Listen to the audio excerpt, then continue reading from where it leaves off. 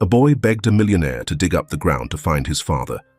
But when he dug up the ground, the millionaire looked at the boy with great anger because, "Go away, kid. Knock again, and I'm calling the cops." The door slammed shut before the echo of the words had even died out. The porch light clicked off with a hard snap, as if punctuating the man's threat like a final period at the end of a sentence. The boy on the porch, thin as a twig and quiet as morning frost, didn't flinch. He simply stood there, blinking slowly, the sleeves of his wool sweater hanging past his fingers like drooping wings. Across the street, the frost hadn't yet melted from the grass. The sun was still hidden behind a veil of heavy clouds, the kind that made the morning feel like it had forgotten to wake up. A newspaper lay on the sidewalk, damp and unread. A woman with curlers in her hair pulled aside her curtain and stared out her window, her lips forming a silent cluck. She watched the boy step off the porch and disappear around the hedge, not bothering to open the door. In the backyard, Noah knelt in the damp earth. The shovel he used was too big for his hands, and every thrust into the soil made his wrists shudder. His knees were wet from the grass, and his cheeks were flushed with cold. Or maybe from something deeper, something heavy and sore that lived in his chest these days. He didn't cry. Not anymore. That had stopped around week 2, when his voice had gone hoarse from yelling into the ground. "Still," he whispered now, his voice barely louder than the wind slipping through the bare branches above. "Dad's here. Please, don't let him be cold." The ground didn't answer. It never did. But he kept digging. Noah Whitman was 8 years old. He hadn't smiled in 28 days. His mother had died 3 years earlier, and her absence had always felt like a dim room he wasn't allowed to turn the light on in. His father, Henry, had remarried a woman named Sharon, who wore too much perfume and liked to say things like, "Do you think I signed up to raise someone else's kid?" when she thought Noah couldn't hear. A month ago, Henry Whitman disappeared. "Vanished," Sharon said. "Walked out. Left without a note, a suitcase, or a goodbye." She told neighbors he'd run off with a woman in another state, somewhere warmer, more exciting. Noah didn't believe it. His dad wouldn't leave him like that. Wouldn't leave behind his shoes, his favorite coffee mug, his photo of Mom still on the nightstand. So Noah started digging. Every day. Same place. The earth behind the garden shed, beneath the birch tree with the dead limb. His father had once built a treehouse there before Sharon said it was a waste of time. From behind their curtains, the neighbors watched. Every day. Same time. Small boy, big shovel. Some thought it was tragic. Some thought it was creepy. "Mum, why does Noah dig all the time?" The woman stirred her coffee, watching the boy through the lace curtains.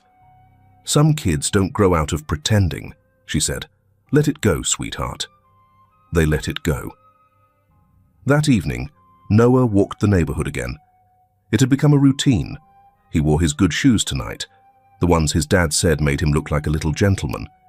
His sweater had a hole in the sleeve, but he'd pulled it tight so no one would see. At the first house, he knocked gently.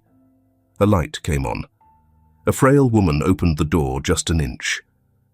"Mrs. Green, can you help me dig? Just one more time. I think I'm almost there." The old woman sighed. "I'm sorry, honey. That's not something I can get involved in." At the next house, he barely got his sentence out before the man shouted, "Morning you're knocking, night you're knocking. I don't care if your dad's under Mars. Stop bothering people." The door slammed. The porch light turned off. Noah stood there a moment. Then he turned, slowly, and walked home. Sharon was waiting on the porch, arms crossed. She'd been drinking again. Her voice always changed when she drank. Got thinner, sharper, like a wire, pulled too tight. "You think you're cute?" she hissed. "Out there knocking on doors like some lost puppy?" I just wanted... You think your dad's in the ground? That he's waiting for you to dig him up like some fairy tale?" Noah didn't respond. His jaw clenched. Sharon grabbed his arm, her nails pressing crescent moons into his skin. "You say one more word about your father, and I'll bury you next to him." Then she laughed. She always laughed after the worst things she said. That night, Noah lay in bed, the covers pulled up to his chin. The little lamp on his desk flickered slightly, casting gold light across the pages of his sketchbook. He was drawing again. A man was curled in a fetal position, deep underground, wrapped in something that looked like a tarp. Above the ground, a boy knelt, one hand on the dirt, the other reaching down through the soil as though he could still pull his father back. In shaky letters beneath the drawing he wrote, "Dad is cold." He stared at it a long time. Then he closed the sketchbook and turned off the light. Outside, the wind howled gently through the trees. But inside the house, it was very quiet. Too quiet. The coffee at Helen's diner had been bitter that morning. Not burnt, just tired, like someone who's been working since 4 and knows they'll still be standing when midnight rolls around. Edward Grayson didn't complain. He rarely did, even when the waitress forgot his toast or called him Mr. Gordon, like he was someone else entirely. He had spent the night before in the spare room of his old English teacher's house, a brick 2-story that smelled like lavender and old paperbacks. Miss Lundy had forgotten his first name, but remembered he loved French toast as a boy. Time was funny like that, keeping what didn't matter, dropping the rest like loose change. As he drove out of town the next morning, windshield wipers thudding in slow rhythm against the drizzle, Edward had no reason to stop. No meetings, no deadlines, no real obligations waiting back home. Just silence and grief, and the kind of stillness that only followed men who had lived long enough to outlive their own excuses. Then he saw the boy. It was subtle, just a flicker of color at the edge of a half-collapsed garden shed. A motionless figure slumped near a shallow pit in the backyard, curled in on itself like a crumpled jacket someone had forgotten in the rain. Edward slowed the car, pulled to the side. "Don't," Joanna said from the passenger seat, eyes locked on her phone, though her tone was sharp enough to cut glass. "It's not our business." Edward didn't answer. He opened the door, letting the wet air bite his skin, and walked toward the backyard like he'd been there before.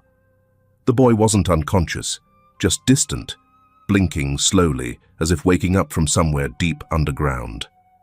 "You okay, son?" Edward asked, crouching near him, but not too close. The boy looked up with eyes that didn't fit his face, eyes that belonged to someone who'd seen too much and been heard too little. "My dad's here," the boy whispered, "right under this spot. He's cold. I have to dig him out, so he can breathe." Edward didn't respond right away. He looked at the earth, soft from the rain, scattered with leaves and claw marks that hadn't come from hands alone. A child's shovel lay nearby, worn from use, and the hole, shallow, no more than a foot deep, was evidence of persistence more than strength. "What's your name?" Edward asked. "Noah." "I'm Edward." Noah gave a single nod. The silence stretched. Joanna called out from the car, but Edward didn't move. "Why do you think he's there, Noah?" "Because I didn't hear the door. He never leaves without saying goodbye." Edward took that in slowly, like someone sipping a bitter truth they weren't ready for. "That's a good reason," he said quietly. "You want to tell me more?" Noah hesitated.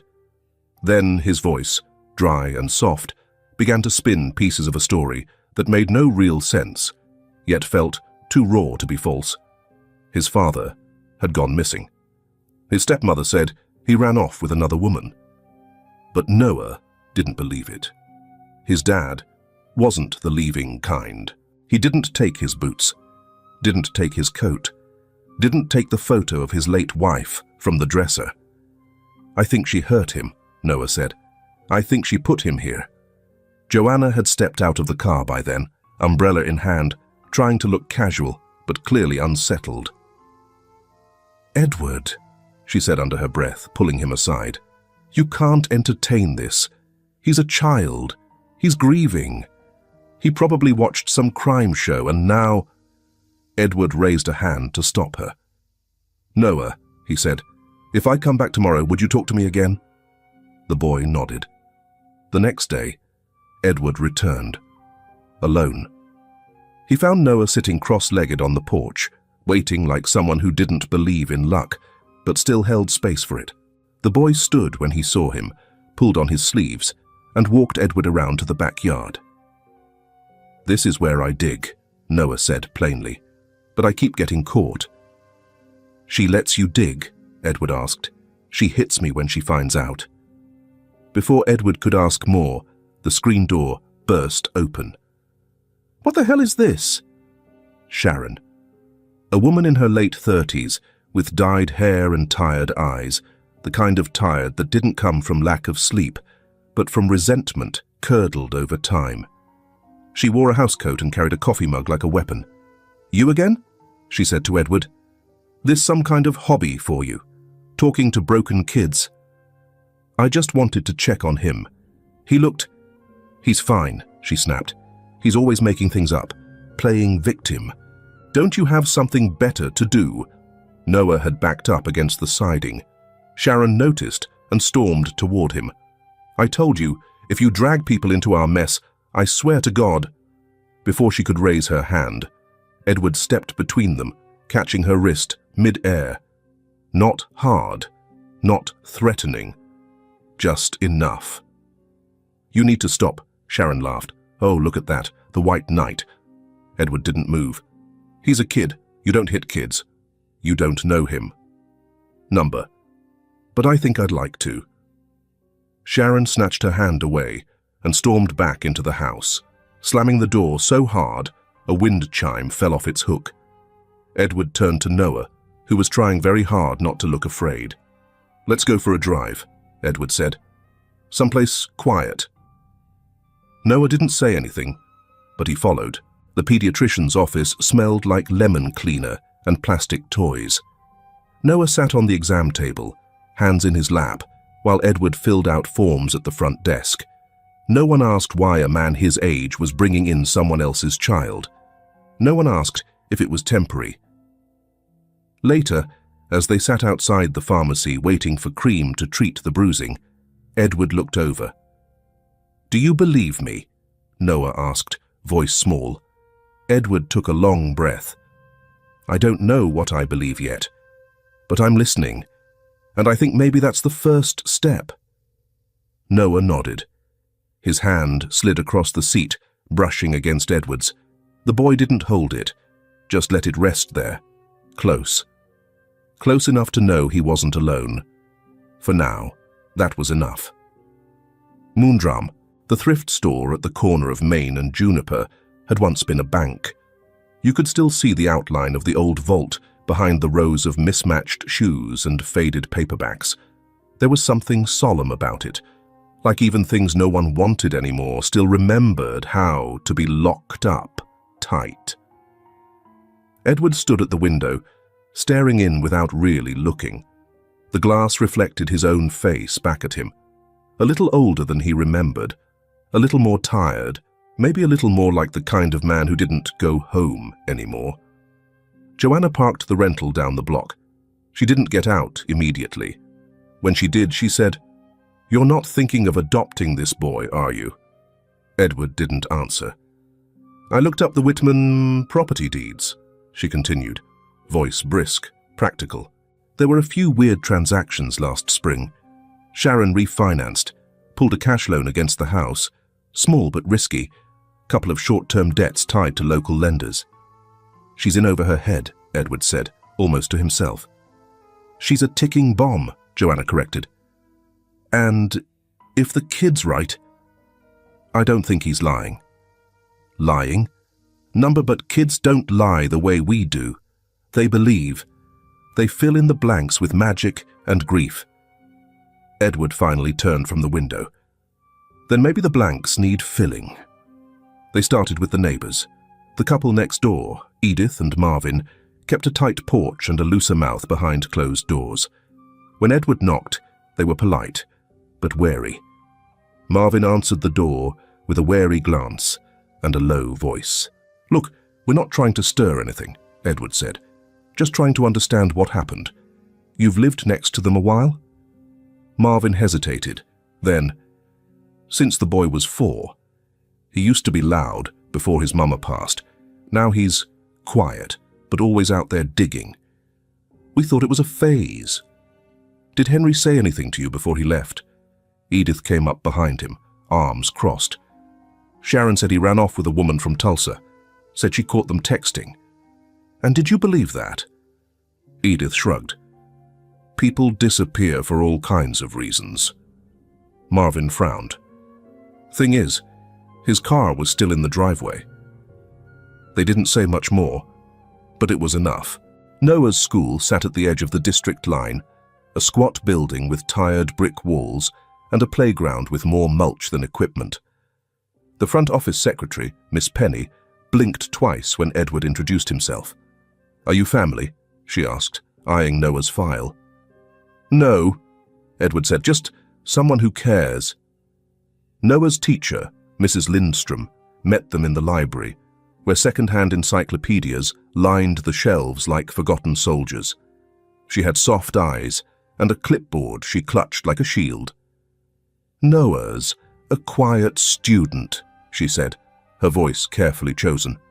"Doesn't cause trouble, doesn't speak unless spoken to, but he draws a lot." She pulled a folder from the clipboard. Inside were sheets of printer paper, crayon on top of crayon, layered and heavy. One showed a man beneath a tree, buried up to his neck. Another showed a shovel, a tarp, a small figure reaching down into the dirt. Mrs. Lindstrom glanced at Edward, then away. "We alerted the school counselor. Sharon never followed up." "Has she ever attended a parent-teacher conference?" Edward asked. "Not once." Noah sat in the hallway during the meeting, feet dangling off the bench. Joanna offered him a snack, which he didn't take.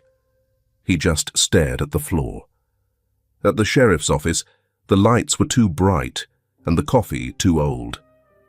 Caleb Monroe had been sheriff since Edward's college years, back when his mustache had color and his shoulders hadn't slumped quite so much. Caleb didn't rise when Edward entered. He gestured to a chair and said, "Heard you've been making rounds. I just want to understand what happened." Caleb rubbed his temples. "The boy's got trauma. His dad disappears. He starts digging holes. Sharon came to us, told us he was seeing things. We figured he needed a grief counselor." Edward didn't sit. "He's saying the body's still on the property." Caleb finally looked up. "Edward, I've known you a long time. You're not a man prone to flights of fancy. Don't go starting something you can't finish." "Did you check the yard?" "We walked it. With dogs. Dogs cost money." Edward exhaled slowly. "He's digging in the same place every day." Caleb hesitated, then said, "That don't mean there's a body. It means he needs help." Edward left the station, not because he agreed, but because he'd heard enough. That night, in the guest room of the motel on Mill Street, Noah sat at the small round table with a sheet of paper. His tongue poked slightly out the side of his mouth as he drew. Not because he was focused, but because he was afraid. "I saw a shirt," he said, without looking up. Edward glanced over from the other side of the room. "In the dog run, before she got rid of it. Was it your dad's?" "It was plaid, red and black. My mum made it for him the year before she died. He wore it on weekends." "What happened to it?" "She burned it." Edward didn't ask how he knew. He just believed him. "And she buys dirt," Noah added. A lot. Said it was for planting, but we don't have anything alive in that yard. Joanna sat nearby with her laptop, typing. She looked up, said nothing, then went back to her screen. The next morning, Edward met with a man named Jerry Clay, an independent geosurveyor who owed him a favor from a land deal 3 years prior. Jerry didn't ask many questions, just took the address and nodded. I can get you surface readings, he said, and density comparisons. You want it quiet? As quiet as dirt, Edward said. There were no birds that morning. The sky had the color of old bandages, and the air carried that low, damp smell of things about to be disturbed. Edward waited on the hood of his car, sipping bad motel coffee from a paper cup that collapsed slightly with every squeeze. Across the street, the Whitman house sat still. Too still. The blinds in the front window didn't move, though someone had clearly peeked through earlier. He could feel it, the slight parting of fabric, the pause in breath, the moment someone realized they were being watched back. Caleb Monroe pulled up 10 minutes late in a department SUV. The man moved like a mailbox, square, immovable, dented by time. He got out without a word, checked his watch like it had betrayed him. This is reckless, he said, instead of a greeting. Edward didn't look at him. If I'm wrong, I'll pay the cost. But if I'm not, you're not a cop, Ed, number. But I'm a man with a shovel and a child with nightmares. Caleb sighed. You got your guy? Edward nodded toward Jerry Clay's van, parked just down the street. The geosurveyor stood leaning against it, arms folded, expression neutral, like someone used to showing up where he wasn't wanted. Caleb muttered something under his breath and walked toward the house. Sharon answered the door in sweatpants and a wine-stained robe. Her mascara had dried into little threads under her eyes, and her lips had that raw edge that comes from too many nervous cigarettes. She saw the two men. Her expression folded inward. What now? She asked, arms out. You bringing the whole damn city into my house? You want to watch me bleed? Edward didn't rise to it. This is just a soil inspection. In my backyard, she barked. Jerry stepped forward. Non-invasive readings, density mapping, no digging. Sharon scoffed, folding her arms. My husband walks out on me. My stepson digs like a lunatic. And now you people want to take apart my backyard like it's some goddamn treasure map. You think I planted a tree over his body? Is that it? Edward didn't flinch. Ma'am, you said he left. We just want to verify. She laughed, the sound brittle. Verify what? That I'm not a murderer? That I don't keep body parts in my freezer between the peas and the pizza rolls? Caleb shifted. Sharon, it's standard. Just a precaution. I'm not letting some stranger with a toy scan my yard. Edward stepped forward, voice low. If you refuse, I'll petition the county for a search warrant, and I'll make sure the media sees it. There was a long pause. Sharon narrowed her eyes, and then, in a theatrical twist of misery, slumped back into the doorway like a tired actress finishing her final monologue. Do whatever you want, she said. My life's already gone to hell. Jerry unpacked his scanner with the quiet rhythm of a man who'd spent too much time around conflict. The device was squat, rectangular, with ground-penetrating radar and a handle that looked like it belonged to a toy lawnmower. As he pushed it slowly across the yard, the screen flickered with red and blue bands. Edward watched from the fence. Caleb hovered like a disinterested chaperone. Back corner's off, Jerry said finally, tapping the monitor. Soil density's inconsistent. Disturbed about 3 to 4 feet down? Could be nothing. Could be something. Could be a body, Edward asked. Could be a body, Jerry replied. It's not a dog. Not that deep. Caleb's jaw tightened. We keep this quiet. Edward didn't respond, but his grip on the fence post didn't loosen. The forensic team arrived under false pretenses, a utility inspection, according to the dispatcher's record.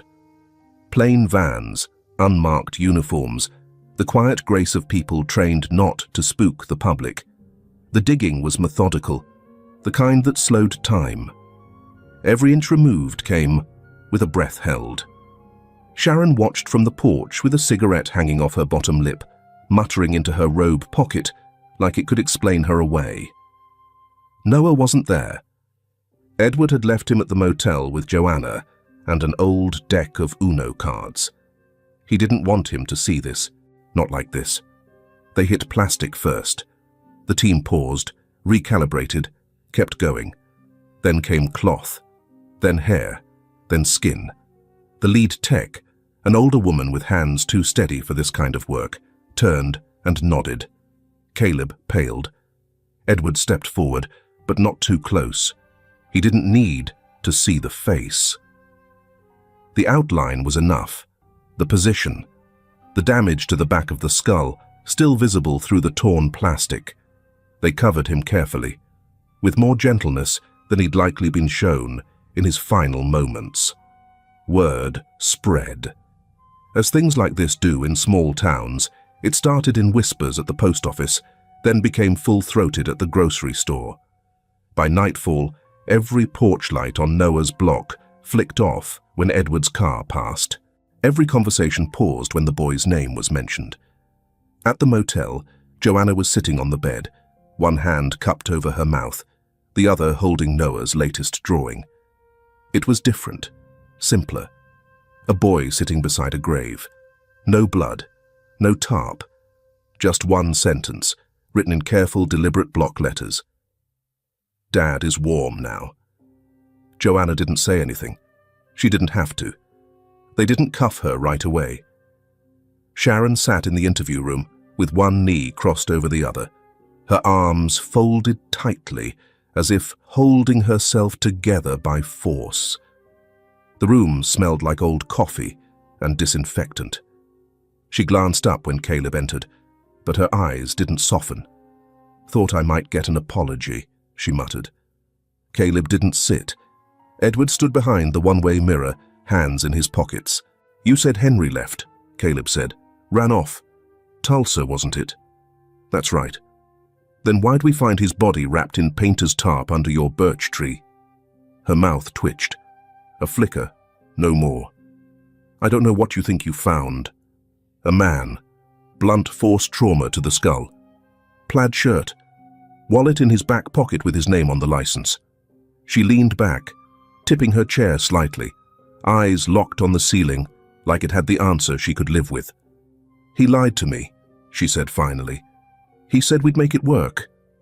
"You killed him." "I let him see who I really was." They picked up Jesse Lannister at the Greyhound terminal, trying to pay for a ticket with 3 crumpled singles and a pocket full of quarters. The man smelled like motor oil and cheap liquor. When they cuffed him, he asked if he could finish his sandwich. In the station, he cracked in minutes. "She said he hit her," Jesse said. "Said she needed to protect herself. I owed her. She helped me out once when my brother got busted. Gave me $200 and some scratches." "And you helped her bury a body," the deputy replied. "Didn't know he was dead until I saw the blood," Jesse whispered. "She laughed, man. After she hit him, big pipe thing from the shed, she just stood there and lit a cigarette. Said something like, 'That's the last time you cry over her picture.'" He started crying then. Not because of Henry, probably not because of Sharon either. Just the kind of cry people save up for when they know the road's finally closed. At the station, they brought in Paul Deacon and Bethany Royce, both from Henry's old construction crew. Bethany looked tired, like this day had taken something she didn't even know she had left. "He talked about leaving her," Bethany said. "A lot. I think he was scared of her. But he always said Noah wouldn't survive it." Paul nodded. She'd call him 10 times a day, ask what color shirt he had on, asked if he was talking to anyone. One time she showed up at a job site just to check if he had his ring on. They didn't look at each other as they talked. Bethany added, "I saw bruises on his arm once. Said it was from working under a beam. But we don't bruise like that. Not at 42. They left their statements. Neither asked if the boy knew yet. By afternoon, Sharon had stopped performing. No more eye rolls, no more wounded indignation. She just stared at the table with that fixed, vacant expression women wear when the last mask slips and the room's too quiet to pretend anymore. "I saw him crying," she said. "Crying. Not for me, not even for Noah, for her. His dead wife. I watched him holding a picture of her like she was still breathing. Said he missed her voice. Said she would have raised Noah better. I hit him because I couldn't take it anymore. I thought I could live with that." "And you planned to sell the house," Caleb said. "I had buyers lined up," Sharon said. "I just needed a clean title." "You buried him like garbage." "I buried him like guilt." It was raining when they walked her out in cuffs. The kind of rain that didn't fall hard, just soaked everything slowly until you didn't notice how wet you were until it was too late. A crowd had gathered, half pretending they weren't looking. Phones were out, faces half hidden behind umbrellas. Noah stood across the street beside Edward, a borrowed raincoat, 2 sizes too big, draped over his shoulders. His eyes didn't blink when Sharon passed. She didn't look at him. Or maybe she did, too quickly, too softly for anyone to notice. Caleb walked a step behind her. He didn't speak either. The moment the cruiser door shut behind Sharon, a hush fell across the street, like the end of a funeral. That evening, the town council met. Caleb Monroe was asked to step down. No drama, no yelling. Just a vote, a quiet agreement that silence had cost too much. Joanna didn't speak until they got back to the motel. She just handed Edward the file she'd compiled. Loan records, phone logs, the forged signature on a withdrawal slip 2 weeks before Henry's death. "She built it all like a story she wanted to be true," Joanna said. "And when it wasn't, she rewrote it." Edward didn't answer. He was watching Noah. The boy sat on the floor near the foot of the bed, flipping through his drawings. He stopped on one, the old one, the first one, with the hand reaching out of the earth. Then he turned to a blank sheet. He started again. This time it was a house. Just a house. No trees, no graves, no holes in the yard. A little smoke from the chimney. A window open. A boy and a man standing side by side on the porch. He handed it to Edward, not speaking. Edward studied it, then asked quietly, "What's this one called?" Noah looked up, eyes steady, voice soft but sure. "Warm enough." The building used to be a library. Now it was the community center, though no one called it that. The sign out front still read, "Carver County Library," half the letters missing, vines creeping up the side like they were trying to finish the sentence. Inside, there were plastic folding chairs, a bulletin board with outdated bake sale flyers, and the lingering smell of old paper, even though the books had long since been boxed and sold. This was where they brought Noah. Claudia arrived just after lunch, carrying a leather tote and an umbrella still dripping from the walk.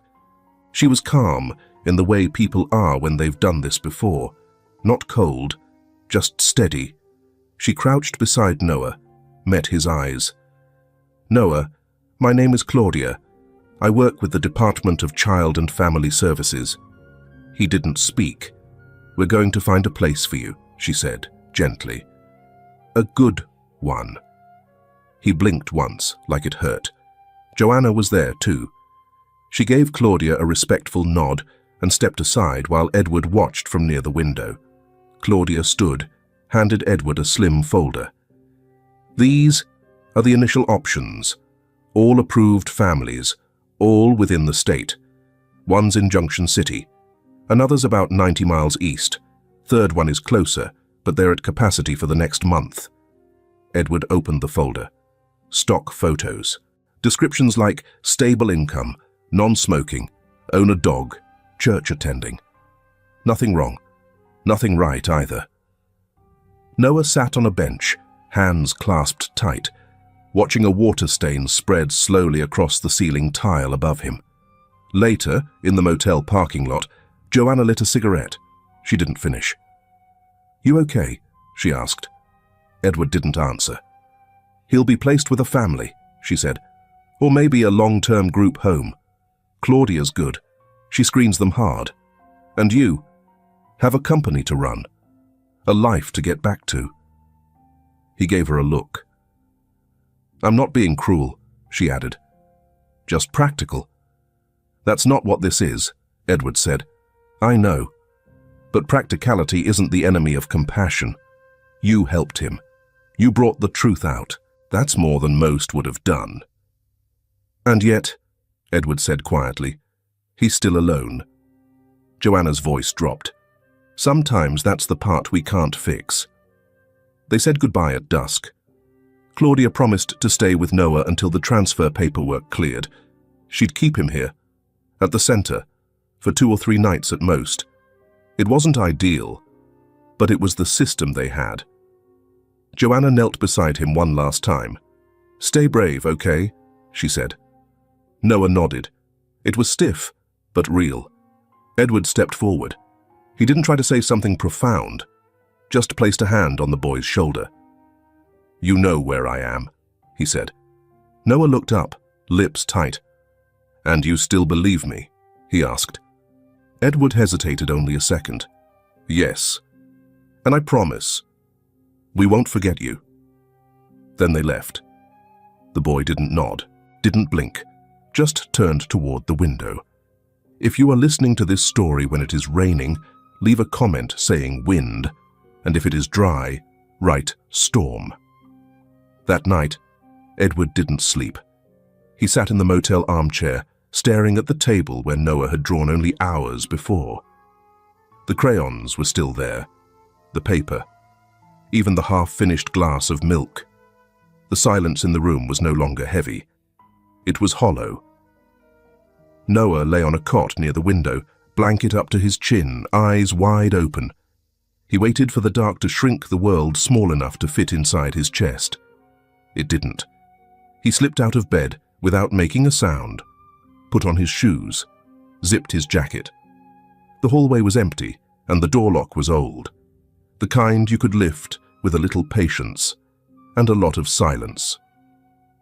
Rain met him at the edge of the parking lot, like an old friend, soaking through his sleeves within minutes, but he didn't stop. Around 2:17 a.m., there was a knock at the door. Sharp, urgent, too soft to be a cop, too quick to be room service. Edward opened the door and saw Noah, soaked through, shivering, rain dripping from the hem of a jacket several sizes too big. His face was blotchy, his shoes caked with mud, but his hands were still clutching the same drawing, now smudged at the edges. Noah didn't wait. He stepped forward, wrapped his arms around Edward's waist, and whispered into his shirt, "I can clean. I can sweep. I don't eat much. I won't be loud. I promise." Edward knelt, soaked instantly by the puddle Noah brought with him. "You're not a burden," he said. "You're a boy. Smart and brave boy. I just don't want to be alone." Joanna appeared in the hallway. The backlog of work these past few days was so overwhelming that she had to stay in the Grayson Mansion's office all night. She'd take a towel in one hand, a phone in the other. She froze when she saw them, mid-step, mid-decision. Noah looked up at her, eyes pleading, but not desperate. It wasn't a negotiation. It was surrender. Joanna's fingers tightened around the towel, then slowly let go of the phone. She set it down, walked over, draped the towel over Noah's shoulders. "I won't tell if you don't," she said quietly. Mildred Ashford met them at the gate with a lantern and a scowl. She'd been Edward's housekeeper for over 20 years. She didn't believe in letting children run barefoot, nor in leaving the porch light on too long, but she believed in warm bread and second chances, though she'd never say it out loud. "Well," she said, eyeing Noah from top to bottom, You're smaller than I imagined. Come in before you freeze solid." Noah followed her in, towel still around his shoulders. Joanna carried his soaked drawing like it was something fragile. Edward walked behind them, slower somehow. Inside, Mildred pushed a plate of scrambled eggs toward Noah. "I don't eat eggs," the boy said. "You do now." He took a small bite, then another, then silently polished off the entire plate. Mildred poured him a glass of milk, then reached up and plucked a biscuit from the tin above the fridge. She slid it over without a word. Joanna leaned in to whisper, "That's the good tin." "Don't start," Mildred snapped. "He's had a day." Laurie came downstairs in the morning, rubbing her eyes, dragging a stuffed dinosaur by the tail. She saw Noah sitting at the kitchen table with a biscuit in his hand and tilted her head, like a bird figuring out a puzzle. "Who's he?" she asked. "That's Noah," Edward said. Laurie walked up and stared at him. She didn't smile, just reached into her robe pocket, pulled out a red crayon, and laid it next to his plate. "We can draw later," she said, "if you want." Noah didn't speak, but for the first time in days, he smiled. No one said the word home, not at first. The Grayson house sat at the end of a quiet road, behind a split-rail fence and a long stretch of gravel that clicked under every arriving footstep. It wasn't grand in the way magazines made things grand, but it was careful. Porch swing oiled each spring, hedges trimmed with pride rather than precision, windows that caught the sunrise just so. Noah moved through it like a borrowed coat. He folded his hands when he sat. He whispered, "Thank you," when no one asked him to speak. He woke early, made his bed with military corners, and waited for someone to tell him what to do next. Mildred Ashford, who had once convinced 3 generations of Graysons to eat broccoli without complaint, gave him a tea towel and a stack of linen napkins. "You're folding these," she said. "Not building a tent. Edges together, corners sharp, like you mean it." Noah nodded, already folding before she turned away. Later, she showed him how to crack eggs with one hand, how to keep the yolk from splitting, how to sprinkle salt without making it taste like the ocean. "Never trust a scrambled egg that's too yellow," she told him. "Means someone's lying." Noah didn't ask who she meant. He just watched, learned, nodded. Ben Harper, the gardener, was the kind of man who spoke to plants when no one was around. He was retired now, mostly. Still came by twice a week because, as he put it, the roses hate change. He found Noah kneeling in the dirt behind the rose bushes one morning, poking a worm with a stick. "You want to learn something worth knowing?" Ben asked. Noah looked up. Ben handed him a tattered journal with pages stuffed full of leaves, dried, labeled, carefully pressed. Oak, elm, birch, tulip, poplar. Flowers, too, some brittle and yellowed with age. "Started it when I was 10, Ben said. "Kept it going ever since. It's not much, but neither is most of what lasts." Noah took the journal like it might crumble.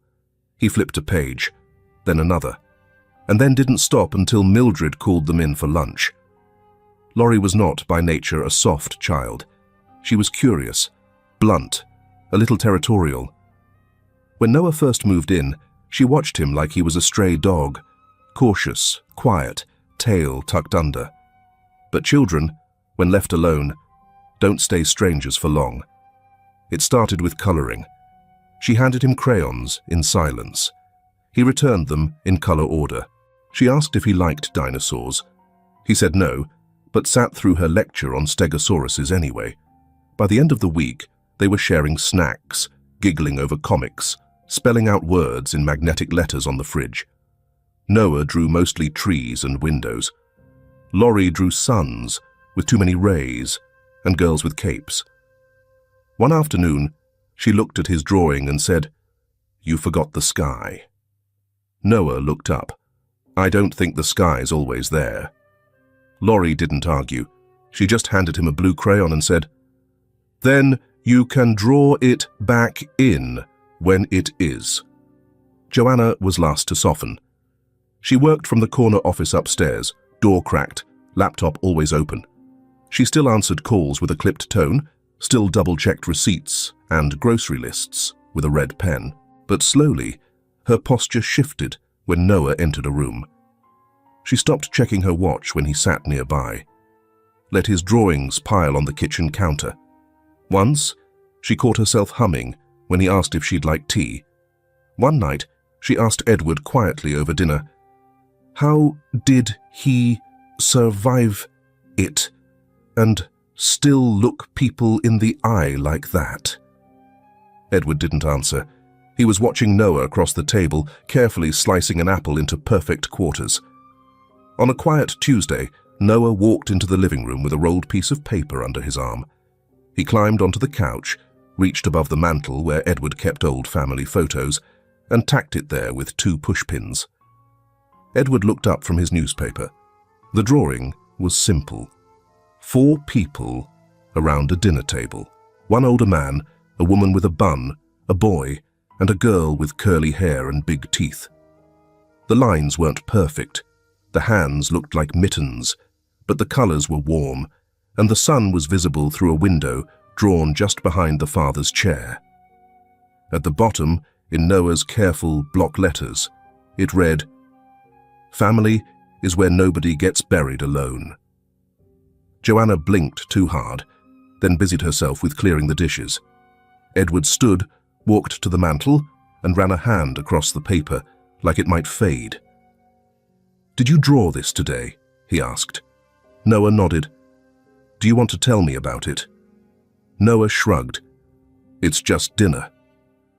That night, as thunder rolled far off in the hills and Laurie fell asleep clutching a stuffed tiger with a missing ear, Edward sat with Noah in the boy's new bedroom. It was still spare, still quiet. But the sheets had been chosen by Laurie, the curtains tied back by Mildred. The bookshelf, half full, already bore titles worn soft at the corners. Edward pulled the blanket up around Noah's shoulders. "I lost someone too," he said. Noah looked at him. "My wife. Years ago. She was soft-spoken and terrible at baking, but she could make a room feel like a hug." Noah didn't speak, but his eyes blinked a little slower. "I didn't think I'd ever be ready to have someone in this house again. Not really. Not in this way." From the hallway, Laurie's voice piped up sleepily. "Dad, if you're going to be mushy, do it quietly. Some of us are trying to sleep," Edward chuckled. "That's my daughter." "She's nice," Noah said. "She is. And she's not being replaced. Just getting upgraded." Upgraded? To a brother. There was silence. Then Noah said softly, "I'll try to be good." "You already are." He fell asleep, with his hand tucked under the pillow and his drawing notebook still open beside him. And somewhere in the quiet house, in the space between sleep and memory, a boy who had once been buried by silence was finally starting to grow again. Not all things lost are gone. Some just need light. The fish didn't bite that morning. Noah sat with his shoes off, toes brushing the moss-covered edge of the Grayson Pond. The water wasn't deep, barely waist-high in the center, but it still held the kind of hush that made voices drop and time slow. Early sun caught on the reeds like gold thread. Dragonflies hovered like tiny helicopters above the surface, never landing, never stopping. Laurie kicked a flat stone across the surface. It skipped twice, then sank. "That was almost a record," Noah said, not looking. Laurie sat beside him, pulling her knees to her chest. "Almost doesn't count," she said, "especially with records." They were quiet for a bit. A heron rose from the far bank, wings like grey sails. Noah glanced sideways. "You know how to swim?" Laurie's shoulders tensed. He noticed. "I could teach you," he added quickly. "It's not hard. Just floating mostly." She hesitated, then shook her head. I don't go in the water anymore. Why not? She picked at a piece of bark on her sandal. Last year, I followed Dad when he went to check on a land site. It was supposed to be a short trip, but there was this river by the edge of the woods. Fast, cold. I thought I could cross it. Noah's brows pulled together, sensing something shift. I slipped, she continued, got pulled in. Dad didn't see me right away. The current took me under, and I remember thinking, this is it. I'm going to die with twigs in my hair. Noah's voice dropped. What happened? A boy pulled me out, skinny, fast. He didn't say anything, just dragged me to the bank and ran off, like he was afraid someone might yell at him for helping. Noah sat up straight. What did he look like? I don't know. Brown hair, wore a red and white swim team shirt, had a green towel tied around his neck like a cape. Noah froze. His breath caught. Then, without a word, he bolted to the house. Laurie blinked. Hey, what? But he was already running. Inside, he rummaged through the bottom of a wooden box in his closet, past folded socks and matchbox cars he never played with anymore. He pulled out a photo, worn at the corners. It was from the summer before his world cracked. He stood at the edge of the public pool, proud in his town swim team shirt, a green towel hanging from his neck, arms crossed like he owned the place. He returned to the pond, photo clenched in both hands, like proof of life. Laurie took it, studied it slowly. Her fingers trembled just slightly. It's you, she whispered. Noah nodded. The shirt, the towel. That's exactly what you were wearing. That was you. Her voice cracked. You saved me. Edward had stepped onto the porch, watching from a distance. He hadn't meant to interrupt, just to check if they'd remembered sunscreen. But he stopped mid-step. He knew that photo. He remembered that day. It had been his and Laurie's first real visit to the town. He'd been so distracted looking at acreage reports he hadn't noticed when she wandered off. She came back soaking wet, shaking, gasping about a boy with a green cape. Edward had asked around, called the park office. No one knew anything. It became one of those family myths, half memory, half miracle. And now standing on the porch in his slippers, he saw the same boy, different eyes, same soul. The photo trembled in Laurie's hands. She held it out like it belonged to something sacred. You saved me, she said again, softer. Noah looked unsure what to do. He shrugged, a little embarrassed. You were just floating there. I didn't think. I just grabbed your shirt. Pink shirt, right? You could have drowned. I was on swim team, he said simply. I wasn't scared of water back then. They sat quietly. Then Laurie did something she rarely did. She reached over and hugged him. It wasn't dramatic, just her arms around his back and her cheek against his shoulder. Thank you, she said. Noah's eyes shimmered, but he didn't cry. He only whispered, You remember now. I never forgot, she said. I just didn't know who I was remembering. Edward stepped down the porch stairs, crossing the grass slower than usual. They looked up when he reached them. He took the photo from Laurie's hands, stared at it for a long time, then looked at Noah. That day, Edward said, voice thick. I looked for you, all over. I wanted to find the boy who saved my daughter. Noah glanced away. I didn't want anyone to yell at me.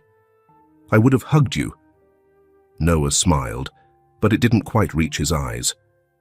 Edward crouched beside him, his voice lower now. You saved her. Before I knew who you were. Before any of this. You gave me back my child. Noah nodded, still quiet. Edward placed a hand on his shoulder. And now, I get to return the favor. That evening, as the sun slanted sideways through the kitchen window, Mildred made peach cobbler from scratch. Noah and Laurie took turns peeling fruit, passing slices into the bowl while debating whether cinnamon was a gift or a punishment. Joanna came in from the office, hair in a loose braid, tired in the way good days make you tired. She saw Edward staring out the window, photo in hand. He held it out to her. She looked, then blinked, then looked again. "Oh," she said softly. "It was him." Edward nodded. Joanna took a breath, then chuckled, almost disbelieving. "What kind of story is this?" "The kind you don't write," Edward murmured. "The kind you're given." Noah peeked around the corner. Laurie nudged him. "What are you waiting for?" He smiled, walked over, and placed the drawing he'd finished on the counter. This time, there were 5 people. 2 adults, 2 children. One older woman standing behind them, holding a tray of biscuits. In the background, a pond, and a boy dragging a girl from the water. Underneath it, scrawled in soft pencil, "The day I found her, the day I was found." Joanna looked at it, lips parting just slightly. Edward didn't say a word. He just wrapped his arm around the boy's shoulder. And finally, Noah leaned into it. Autumn had a way of softening everything. The light fell warmer, even when the air didn't. Leaves gathered in corners of the Grayson yard like quiet visitors, rustling only when you walked past them, as if asking permission to stay. Edward stood at the window of his office, coffee cooling in his hand. He watched Noah and Laurie outside. She was trying to balance a pine cone on top of a fence post. He was pretending not to help. Behind him, Joanna stepped in with a folder tucked under her arm. "You're sure?" she asked. He turned slowly, nodded. "I've been sure since the night he came back." Joanna sat at the edge of the desk, flipping open the file. Inside were papers that didn't look like much. Printed forms, court seals, official language in 12-point Times New Roman. But they felt heavier than they looked. "I spoke with Claudia," Joanna said. "She'll expedite it. You'll still have to meet with a family court judge. There's a hearing, but it's procedural." She handed him a pen. "Edward Grayson, applicant for permanent guardianship of Noah Whitman," she said quietly. He didn't hesitate. He signed. The new birth certificate arrived in a plain white envelope. Edward opened it alone in the kitchen, late at night, while everyone else was asleep. The paper smelled faintly of toner and new beginnings. Across the bottom, in bold ink, it read, "Father, Edward Grayson." He ran a thumb over the line like it might smudge. It didn't. He didn't cry. But something inside him shifted, loosened, like the last board of a locked door finally giving way. Mildred made apple pie that night. Noah helped peel the apples, lips dusted with cinnamon and sugar. Laurie set the table and insisted on folding the napkins into strange origami animals that wouldn't sit flat. Joanna brought out sparkling cider and poured it into wine glasses like it was a gala. "We have something to celebrate," Edward said. Noah blinked, uncertain. Edward pulled the certificate from an envelope and slid it across the table. Noah stared, read the name, read it again. "Does this mean I'm really your son?" he asked. Edward nodded. "If you want to be." Noah looked up at him, then at Joanna, then at Laurie, who grinned and raised her glass. "To officially being stuck with each other," she said. Joanna clinked her glass to Laurie's and added, "And to the quietest, bravest boy I've ever known." Mildred made a noise in her throat. "Now eat before it gets cold." Later that night, Noah walked into Laurie's room without knocking. She didn't mind. She was taping one of his new drawings to the wall above her desk. "Is that the one from the orchard?" he asked. She nodded. "The tree you said looks like it's dancing. I liked that one." He smiled. She turned, arms crossed. "I'm still going to boss you around, you know." "I figured. But if anyone's mean to you at school, I get first punch. You draw better punches than you throw." She rolled her eyes, but her grin gave her away. Joanna walked in then, leaned against the doorframe, arms folded. She looked at the two of them, mismatched, patched together, but somehow seamless now. "I was scared at first," she said, "when you came." Noah turned to her, quiet. Joanna continued, voice softer. "Not of you. Of what it would change, of how much it would hurt if we had to let you go." She crossed the room, knelt, and wrapped her arms around both children. "But now," she said, "I don't want to go anywhere without either of you." Edward stayed up later than usual. He stood in the doorway of Noah's room, watching the boys sleep. The sheets were tangled around his legs. One arm flung across a stuffed bear Laurie had declared non-negotiable as a bedtime companion. He looked peaceful, not like someone who had forgotten pain, but like someone who had finally found somewhere to set it down. Edward stepped in, knelt beside the bed, and tucked the blanket a little tighter around Noah's shoulders. "You saved us," he whispered. "Twice." Noah didn't stir. "I couldn't save my wife," Edward continued, quieter still. "I tried, but she slipped away. For a long time, I didn't think I deserved a second chance at a family." He brushed a bit of hair off Noah's forehead. "But you made me believe again. You reminded me what love feels like when it's given instead of earned." From the hallway, Laurie's voice called out, half asleep and half smirking. "Dad, you're getting all mushy again. I'm keeping score." Edward laughed, stood, and walked out. "You're still my number one girl," he called back. "I better be," she muttered, but she smiled in the dark. That night, something settled in the house. Not a silence, not a stillness, but a warmth. The kind that comes after a storm, when the power returns and the heat kicks back in, and everyone breathes just a little easier. And in the quiet room where a boy once slept with one eye open, the blanket no longer had to be pulled so tight. Because for the first time, truly and legally and completely, he belonged, and the house, once full of old ghosts and empty rooms, was, finally, full of family. Autumn draped the Grayson property in soft gold and rust. The wildflowers at the edge of the yard bowed in the morning breeze like they knew something sacred was about to begin. It was a quiet Sunday, the kind where breath fogged in the air and the silence held more warmth than sound. Out back, just beyond the old sycamore tree and the line of rose bushes Ben still tended, a small clearing had been cleared. This was the place, where the soil had once been disturbed, where pain had been unearthed. Now, it was to be reclaimed. A wooden marker stood temporarily at the center, simple and uninscribed. Around it, a circle of wildflower seeds waited in brown paper pouches, gathered over the weeks from neighbors, nursery donations, and Ben's careful hand.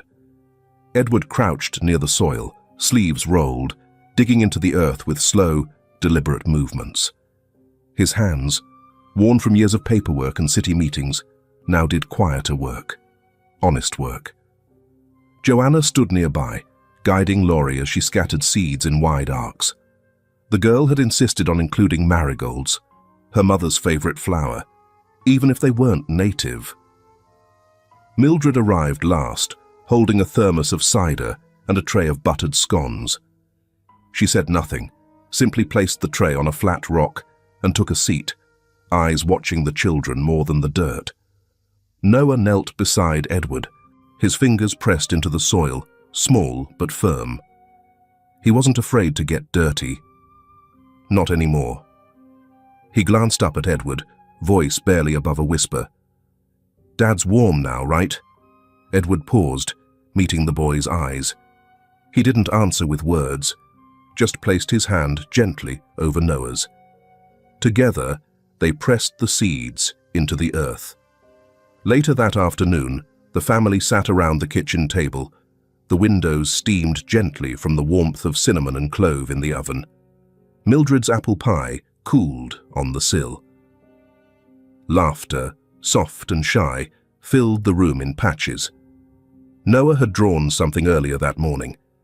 He hadn't told anyone what it was, but after dinner, he slipped away and pinned the drawing to the corkboard in the hallway.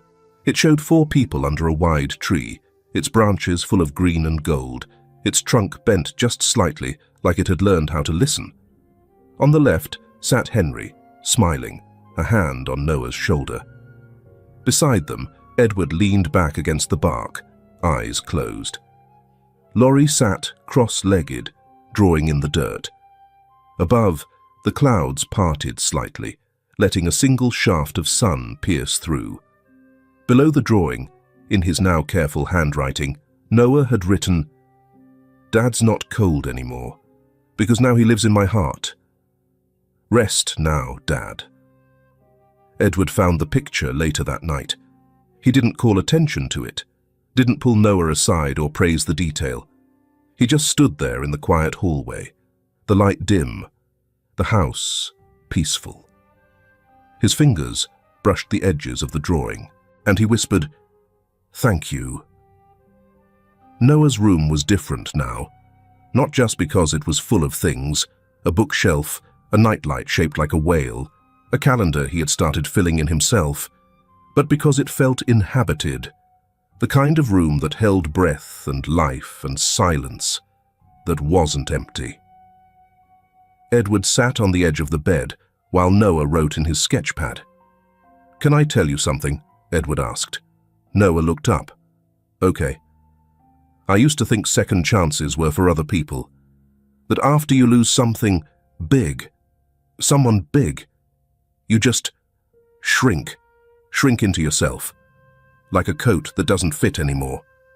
Noah was quiet. His pencil paused. "But then you showed up," Edward said, "and you didn't ask for much, just to be seen, to be safe. And somehow, you gave that back to all of us too." Noah blinked slowly. Laurie, from the hallway, called out, "If you're doing that soft, sad talking again, just know I'm counting. I'm gonna write it down." Edward laughed. "She's keeping me humble." "She's funny," Noah said. "She's your sister," Edward corrected. Noah smiled, a real one this time, a smile that didn't try to hide. "I think," the boy whispered, "he'd be proud. My dad. I think he'd be okay with this." Edward placed a hand on his shoulder. "I think he'd be more than okay. I think he sent you to us." That night, a gentle wind passed through the trees behind the house, and in the patch of fresh soil under the sky, where wildflowers had just begun to take root, something small and stubborn reached upward toward the moonlight, alive, growing, and finally home. There are losses that we think can never be healed, but then one day, somehow, love still creeps back, in the form of a hug, a look, or a soft call. Dad. Noah's story is not only a journey to overcome pain, but also proof that love, if sincere enough, can warm even frozen hearts. Have you ever met someone, even for a moment, but changed your whole life? I hope you are always healthy and peaceful. See you on the next videos.